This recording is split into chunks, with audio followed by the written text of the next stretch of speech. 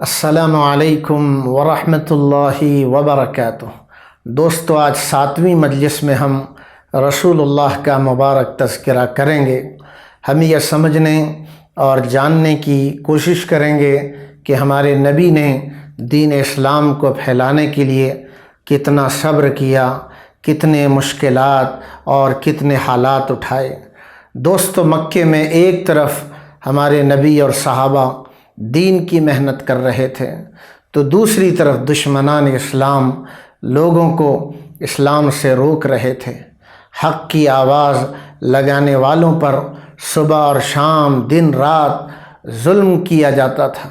سرداران مکہ کی مخالفت کے باوجود مکے میں بڑی تیزی سے اسلام پھیلنے لگا تھا۔ ہر روز مکے والوں کو یہ خبر ملتی کہ آج فلاں آدمی اسلام قبول کر لیا ہے، آج فلاں نے اسلام قبول کر لیا ہے۔ ان خبروں سے سرداران مکہ پریشان ہوئے تھے اور طرح طرح سے مسلمانوں کو ستانے، ان پر ظلم کرنے کی کوشش کرتے تھے۔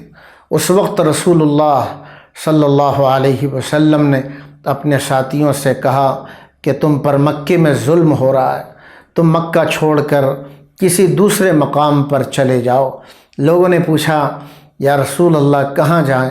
آپ نے ہاتھ سے اشارہ کیا کہ حبشہ کی طرف چلے جاؤ، وہاں کا بادشاہ بڑا انصاف پسند ہے، وہ اپنی مملکت میں، بادشاہی میں کسی پر ظلم نہیں ہونے دیتا۔ لوگوں نے مکے سے نکلنا شروع ہوئے۔ سن 5 نبوی میں مسلمانوں کا پہلا قافلہ حبشہ کے لیے روانہ ہوا، جس میں 11 مرد اور 5 عورتیں تھیں۔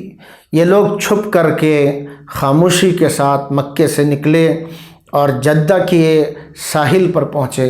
وہاں 2 تجارتی کشتیاں حبشہ جانے کے لیے تیار تھیں۔ وہ 5 درہم کرایہ ادا کر کے اس پر سوار ہو گئے۔ یہ خبر مکے میں آگ کی طرح پھیلی۔ مسلمانوں کو پکڑنے کے لیے آدمی دوڑائے گئے۔ جب مکے والے مسلمانوں کو پکڑنے کے لیے جدہ کے ساحل پر پہنچے تو کشتیاں مسلمانوں کو لے کر پہلے ہی نکل چکی تھی۔ پھر اس کے بعد مسلمانوں کا دوسرا قافلہ حبشہ کی طرف ہجرت فرمایا، جو حبشہ کی دوسری ہجرت کہلائی، جس میں 86 مرد اور 17 عورتیں شامل تھیں۔ جب قریش مکہ نے دیکھا کہ مسلمان حبشہ پہنچ کر مطمئن زندگی گزار رہے ہیں، وہاں اسلام پر کوئی روک ٹوک کرنے والا نہیں، تو مکے والوں نے آپس میں مشورہ کیا اور طے کیا کہ عمرو بن العاص اور عبداللہ ابن ابی ربیعہ کو حبشے کے بادشاہ نجاشی کے پاس ہدیہ دے کر اور تحفے دے کر بھیجا جائے، تاکہ بادشاہ نجاشی کی تائید حاصل کریں اور بادشاہ کو بتا دیں کہ ہمارے شہر سے ہمارے کچھ غلام بھاگ کر کے تمہارے پاس آئے ہیں، انہوں نے اپنے باپ داداؤں کا دین چھوڑ رکھا ہے۔ بادشاہ سلامت، آپ عیسائی ہیں، نہ تو وہ آپ کے دین پر ہیں نہ ہمارے دین پر ہیں، بلکہ ان لوگوں نے ایک نیا دین اختیار کیا ہے جس کو نہ ہم جانتے ہیں، اے بادشاہ سلامت، نہ آپ جانتے ہیں۔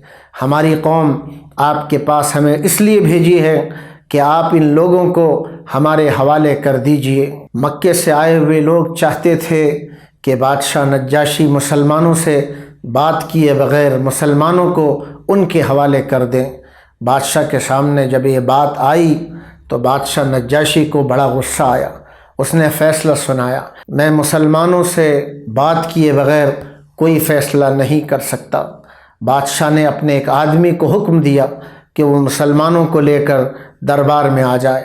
مسلمانوں نے آپس میں مشورہ کیا کہ نجاشی عیسائی بادشاہ ہے۔ مسلمانوں نے طے کیا کہ ہم دربار میں وہی بات کہیں گے جو ہمارے نبی صلی اللہ علیہ وسلم نے ہمیں سکھایا ہے۔ مسلمان نجاشی کے دربار میں آتے ہیں تو انہوں نے صرف بادشاہ کو سلام کیا۔ وہاں شاہی رواج تھا کہ جو بھی اندر آئے گا اسے سجدہ کرنا پڑتا تھا، مگر مسلمانوں نے بادشاہ کے سامنے سجدہ نہیں کیا۔ مسلمانوں سے پوچھا گیا کہ تم لوگوں نے بادشاہ کو سجدہ کیوں نہیں کیا؟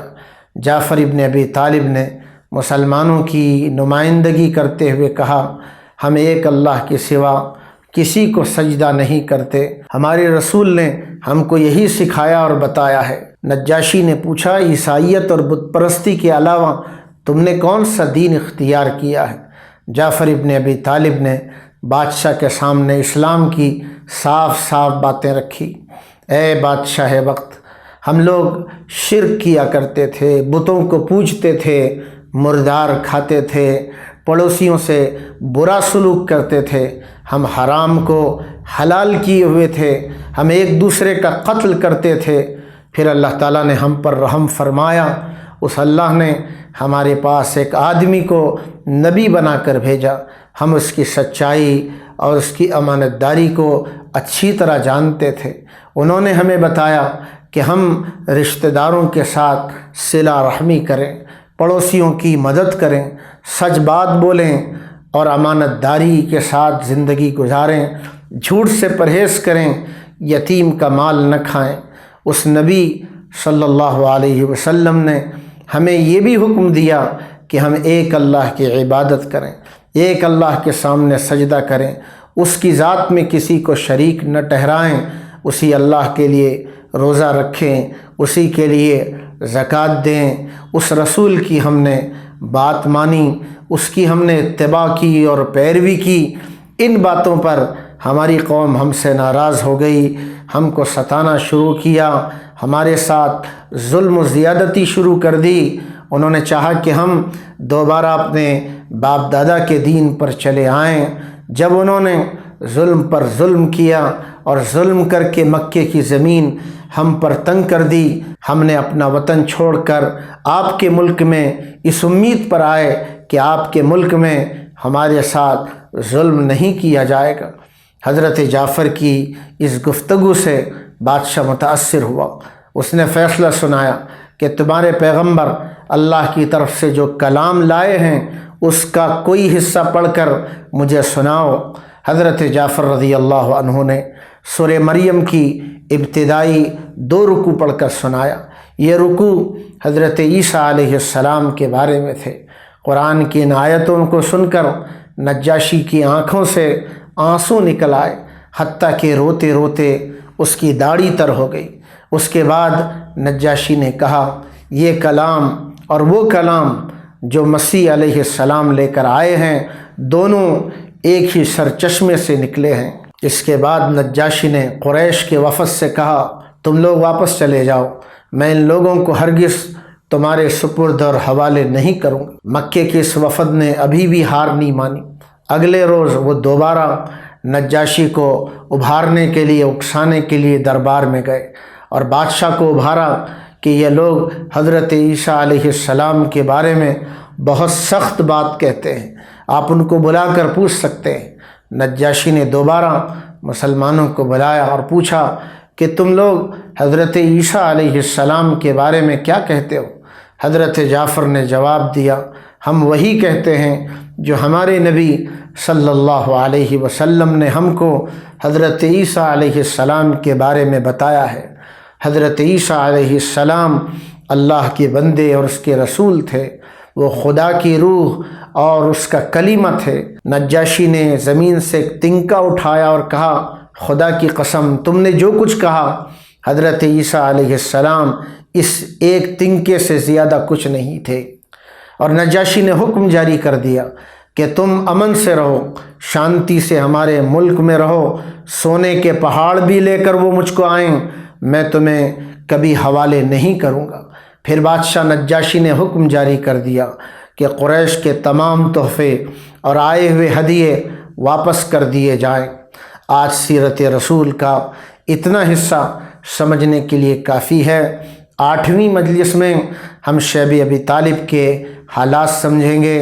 اللہ تعالیٰ ہمارے نبی صلی اللہ علیہ وسلم کو ان ساری قربانیوں پر، صحابہ کو دین کی حفاظت کے لیے، دین کی اشاعت کے لیے ان قربانیوں پر بہترین بدلہ عطا فرمائے، اور اللہ ہمیں ہمارے نبی اور نبی کی تعلیمات کی قدر کی توفیق عطا فرمائے۔ السلام علیکم ورحمۃ اللہ وبرکاتہ۔